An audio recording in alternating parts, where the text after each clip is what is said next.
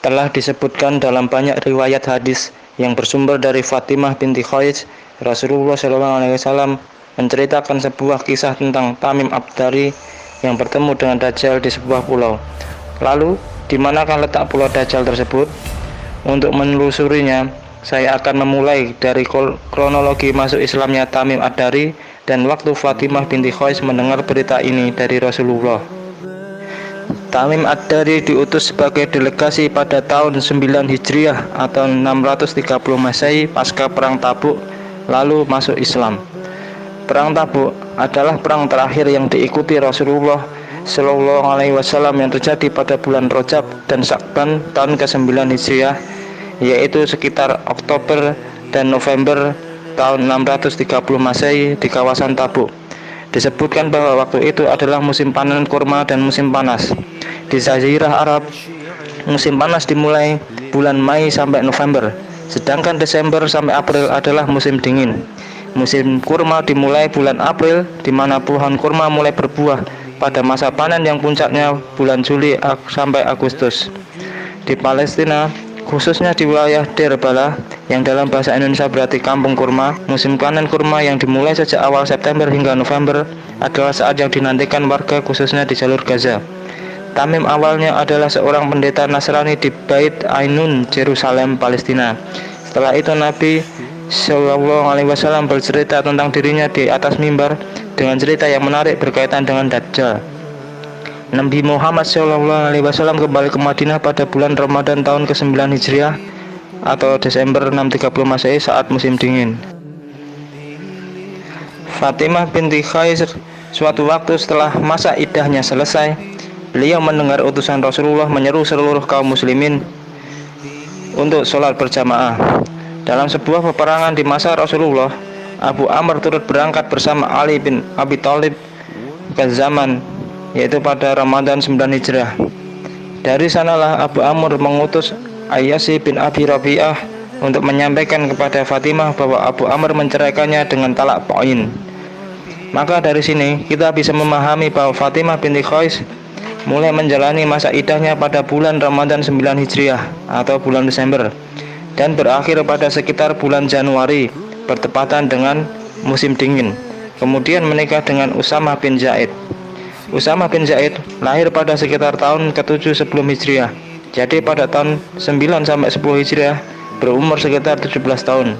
Karena pada awal bulan Safar tahun ke-11 Hijriah atau saat Usamah berusia 18 tahun, Nabi Muhammad SAW menunjuknya menjadi panglima perang yang memimpin pasukan umat Islam melawan Romawi Timur atau Bizantium. Sedangkan Nabi Muhammad SAW meninggal dunia di Madinah pada Senin 12 Rabiul Awal tahun 11 Hijriah atau 8 Juni 632 Masehi. Dengan demikian, dari keterangan tersebut, Rasulullah memberitakan kisah Tamim Ad-Dari tersebut pada musim dingin, sekitar bulan Januari, saat setelah sholat Isya, di mana Tamim Ad-Dari sudah tinggal di Madinah dan membuatkan mimbar dan lampu penerangan pada Masjid Nabawi Madinah. Itu artinya, Tamim Ad-Dari bersama 30 orang dari Banu Lakham dan Judam berlayar ke Pulau Dajjal sebelum perang Tabuk, yaitu ketika musim panas berlangsung, karena pada musim ini angin muson bertiup dari utara ke selatan serta dari barat ke timur. Angin ini digunakan untuk pelayaran perdagangan dengan tujuan India dan wilayah Masyrik lainnya. Kapal yang digunakan adalah jenis dhow atau sambuk. Disebutkan dalam hadis bahwa Dajjal menanyakan keadaan kurma Baisan dan Tamim Ad-Dari menjawab sudah berbuah, yang itu berarti Tamim Ad-Dari berangkat setelah musim kurma berbuah, yaitu setelah April. Dalam hadis disebutkan bahwa kapal mereka dipermainkan ombak selama 1 bulan. Itu berarti mereka mengalami suatu waktu di mana gelombang laut yang kuat. Gelombang laut yang tinggi biasanya terjadi pada masa peralihan atau pancaroba, yaitu sekitar bulan September sampai Oktober. Kemudian mereka memasuki satu pulau dari suatu kepulauan di tengah lautan. Lalu di manakah kepulauan tersebut?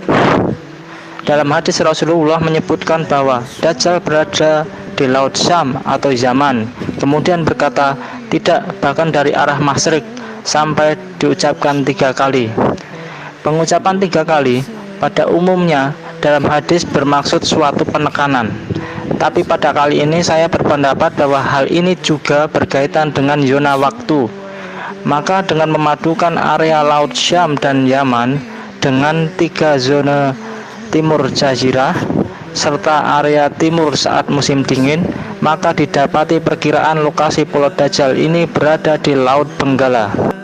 Disebutkan dalam hadis bahwa Tamim Ad-Dari memasuki pulau untuk mencari air, kemudian bertemu dengan Al-Jassasah yang menyuruh mereka ke sebuah tempat paling terpencil dari pulau tersebut, yang akhirnya bertemu dengan Dajjal di sebuah bangunan yang disebut Ad-Dair, atau kalau diterjemahkan disebut biara.